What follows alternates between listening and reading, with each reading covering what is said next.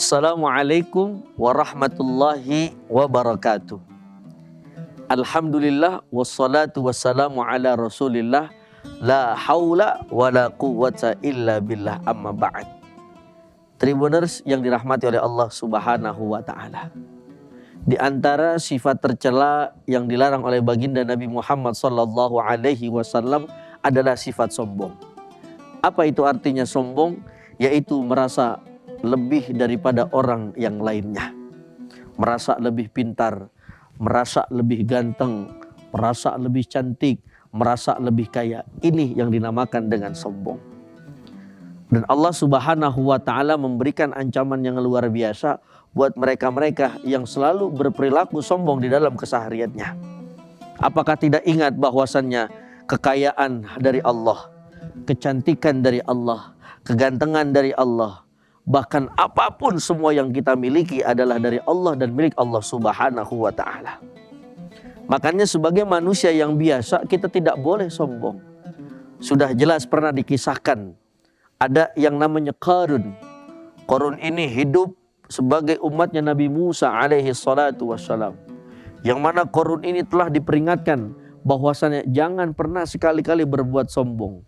Ketika itu Qarun hartanya berlimpah, jabatannya tinggi, pokoknya segala-galanya dari orang lain. Namun Qarun tidak mau mendengarkan nasihat yang diberikan. Akhirnya diberikan satu balasan yang luar biasa oleh Allah subhanahu wa ta'ala.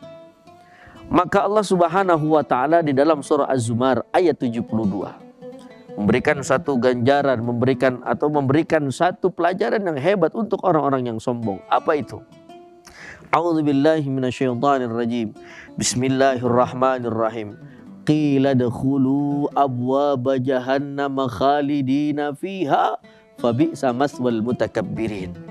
Sampai Allah melarang kita untuk berbuat sombong karena tempatnya orang sombong di neraka dan bakal kekal selamanya. Na'udzubillahi min dzalik.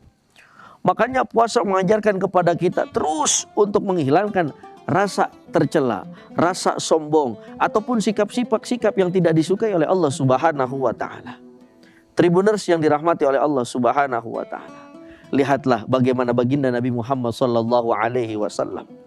Beliau tampan, beliau kaya, beliau mulia, tapi beliau tidak pernah menyombongkan apa yang beliau miliki.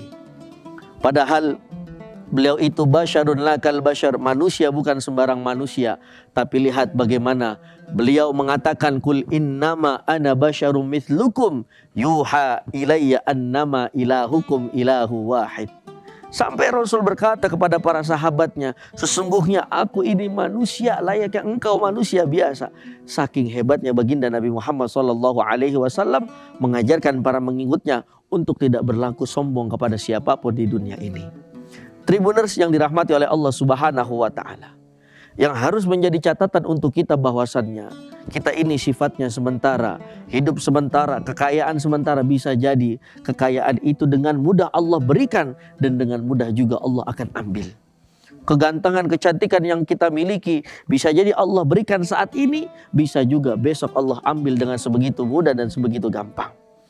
Maka kita sebagai hambanya Allah subhanahu wa ta'ala berdoa, mudah-mudahan kita semua dijauhi daripada sifat sombong, sehingga setinggi apapun jabatan kita, sehebat apapun diri kita, tetap bahwasannya tidak ada yang besar kecuali Allah subhanahu wa ta'ala. Pada akhirnya ada sebuah pantun, di Gombong rumahnya Ponia, Bang Edi rumahnya kebakaran. Orang sombong di dunia jadi memedik di kuburan. Wassalamualaikum warahmatullahi wabarakatuh.